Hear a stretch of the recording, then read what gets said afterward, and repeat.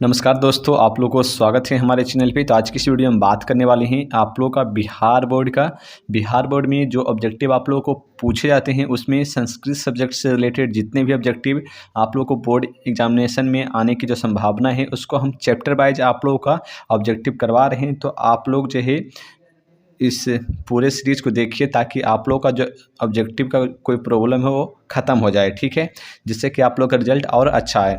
तो आज की इस वीडियो में संस्कृत का चैप्टर नंबर 2 का ऑब्जेक्टिव करवाने वाले हैं। इससे पहले हमने चैप्टर नंबर 1 का करवा दिए हैं, जो आप लोग देख सकते हैं। केमिस्ट्री फिजिक्स दोनों का हमने करवा चुके हैं, वो भी आप लोग देख सकते हैं। चलिए क्वेश्चन नंबर 1 पे क्या दिया गया है कि अलस कथा के रचयिता कौन थे। तो इसका सही उत्तर हो जाएगा ऑप्शन नंबर, अलस कथा के जो रचयिता थे विद्यापति थे। जिसका सही उत्तर हो जाएगा ऑप्शन नंबर बी, ठीक है। चलिए क्वेश्चन नंबर 2 पे, नीतिकार आलस्य को बयां मानते थे। नीतिकार आलस्य को बयां कौन मानते थे? बयां मानते थे गुण, शत्रु, मित्र या फिर धर्म। क्या मानते थे? तो यहाँ पर बोला गया कि नीतिकार आलस्य को बयां क्या मानते थे। तो इसका सही उत्तर हो जाएगा 2 नंबर का ऑप्शन नंबर बी, यानी कि शत्रु मानते थे। चलिए क्वेश्चन नंबर 3 पे, 3 नंबर में क्या दिया गया, सबसे बड़ा शत्रु कौन है। सबसे बड़ा शत्रु कौन है? पहला दिया गया क्षमा, अलस, क्रोध या फिर लोभ। इसका सही उत्तर हो जाएगा 3 नंबर का ऑप्शन नंबर सी, यानी कि क्रोध। क्रोध जो है सबसे बड़ा शत्रु माना जाता है, ठीक है। चलिए क्वेश्चन नंबर 4 पे, वास्तविक आलस्यों की संख्या कितनी थी। वास्तविक आलस्यों की जो संख्या है वो कितनी थी? 5, 6, 4 या फिर 3। इसका सही उत्तर हो जाएगा 4 नंबर का ऑप्शन नंबर सी, यानी कि 4। चलिए क्वेश्चन नंबर 5 में दिया गया, बृहस्पति कैसा था। बृहस्पति कैसा था? ईमानदार था, भ्रष्ट था, दानशील था या फिर धनी था। तो इसका 5 नंबर का सही उत्तर हो जाएगा ऑप्शन नंबर सी, यानी कि दानशील था। चलिए क्वेश्चन नंबर 6 में क्या दिया गया कि बनावटी आलस्य दिखाकर कौन भोजन ग्रहण करते थे। बनावटी आलस्य दिखाकर, अपने आप को बनावटी आलस्य दिखाकर कौन भोजन ग्रहण करते थे। पहला दिया गया विद्वान, मूर्ख, धूर्त या फिर जानकार। तो 6 का सही उत्तर हो जाएगा ऑप्शन नंबर सी, यानी कि धूर्त। धूर्त जो है बनावटी आलस्य दिखाकर भोजन ग्रहण करते थे। चलिए क्वेश्चन नंबर 7 में, बनावटी आलस्य दिखाकर कौन भोजन करते थे। तो इसका भी ऑप्शन हो जाएगा 7 नंबर का ऑप्शन नंबर सी, यानी कि धूर्त। चलिए क्वेश्चन नंबर 8 में क्या दिया गया, अलस कथा के अंतर्गत मिथिला में कौन मंत्री था। अलस कथा के अंतर्गत मिथिला में कौन मंत्री था, यह आप लोगों को पूछा गया है। तो यहाँ पर ऑप्शन दिया गया तपेश्वर, भुवनेश्वर या फिर बृहस्पति या फिर महेश्वर। 8 का सही उत्तर हो जाएगा ऑप्शन नंबर सी, यानी कि बृहस्पति जो था अलस कथा के अंतर्गत मिथिला में मंत्री था। चलिए क्वेश्चन नंबर 9 में क्या दिया गया, चारों आलस्यों को कैसे बाहर किया गया। चारों जो आलस्य थे उसको कैसे बाहर किया गया। पैर पकड़कर, हाथ पकड़कर, केस पकड़कर, बाह पकड़कर। 9 का सही उत्तर जगह ऑप्शन नंबर सी, केस पकड़कर यहाँ पे बाहर किया गया। ये सभी क्वेश्चन आप लोग को बोर्ड एग्जामिनेशन में इसी प्रकार से पूछे जाते हैं, तो आप लोग वीडियो को पूरा देखिएगा, साथ में चैनल को सब्सक्राइब कर दीजिएगा। चलिए क्वेश्चन नंबर 10 में कि घर में लगी आग को देखकर कौन लोग पलायमान हो गए। घर में लगी आग को देखकर कौन जो है पलायमान हो गए। आलसी लोग, समझदार लोग, फुर्तीले लोग या फिर धूर्त लोग। तो 10 का सही उत्तर हो जाएगा ऑप्शन नंबर डी, यानी कि धूर्त लोग जो है घर में लगी आग को देखकर यहाँ से चल दिए।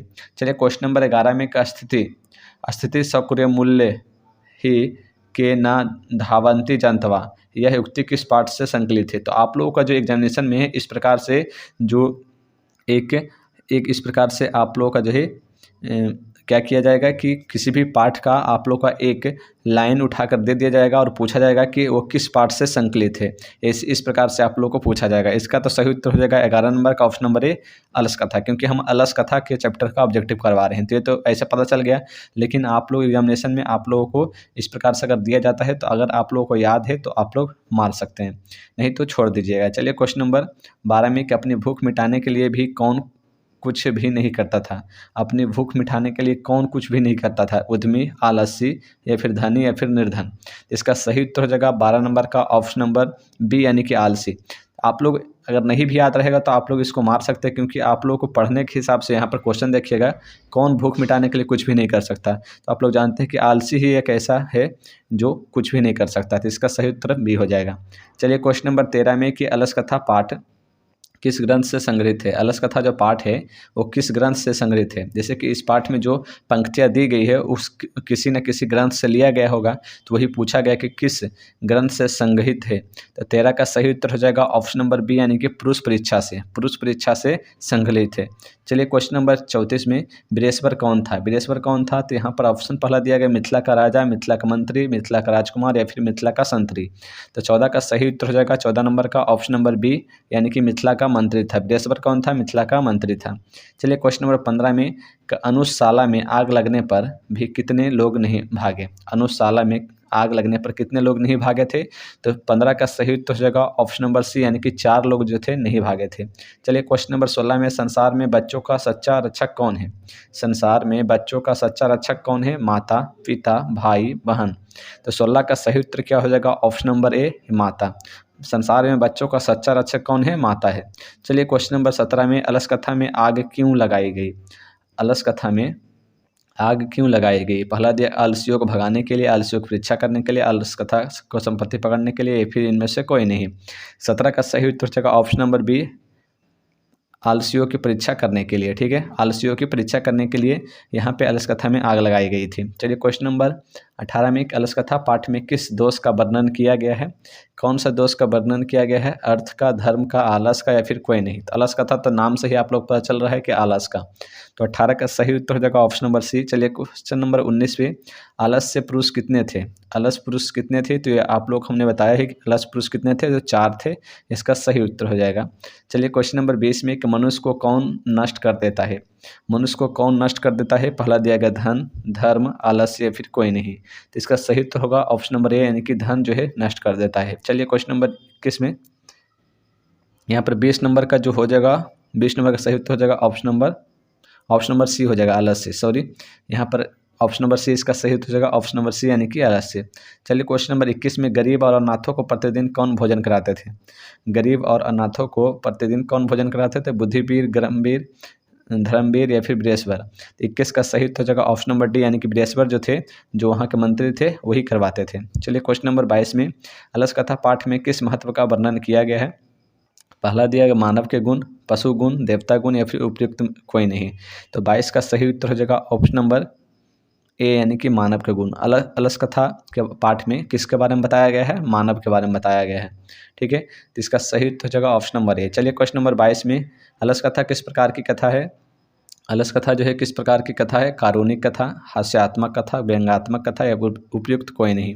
तो इसका सही उत्तर हो जाएगा ऑप्शन नंबर सी, यानी कि व्यंग्यात्मक कथा इसे माना जाता है। चलिए क्वेश्चन नंबर 24 में वीरेश्वर नाम मंत्री कहाँ रहता था। वीरेश्वर नाम का जो मंत्री है वो कहाँ रहता था। पाटलिपुत्रा में, मिथिला में, जनकपुर में, अयोध्या में। 24 नंबर का सही उत्तर हो जाएगा ऑप्शन नंबर बी, यानी कि मिथिला में। चलिए क्वेश्चन नंबर 25 में मैथिल कोकिल के नाम से कौन प्रसिद्ध था। मैथिल कोकिल के नाम से कौन प्रसिद्ध था। विद्यापति, नारायण पंडित, कालिदास या फिर वेद व्यास। तो 25 का सही उत्तर हो जाएगा option number A, Vidyapati. Vidyapati जो थे मैथिल कोकिल के नाम से प्रसिद्ध था। तो ये हमने आप लोग को संस्कृत का चैप्टर नंबर 2 से रिलेटेड जितने भी प्रश्न हो सकते थे वो सभी हमने करवाए हैं। इससे ज़्यादा इस चैप्टर से प्रश्न नहीं पूछे जा सकते हैं। तो चलिए नेक्स्ट चैप्टर के लिए आप लोग को कल जो वीडियो है उसका कल आप लोग को अपलोड हो जाएगा, तो आप लोग जरूर देखते रहिएगा, सब्सक्राइब भी कीजिएगा और इसी तरह से आप लोग का वीडियो आते रहेगा। अगर आप लोग पूरा सीरीज कर लेते हैं तो आप लोग को ऑब्जेक्टिव में कोई भी परेशानी नहीं होने वाला है। धन्यवाद।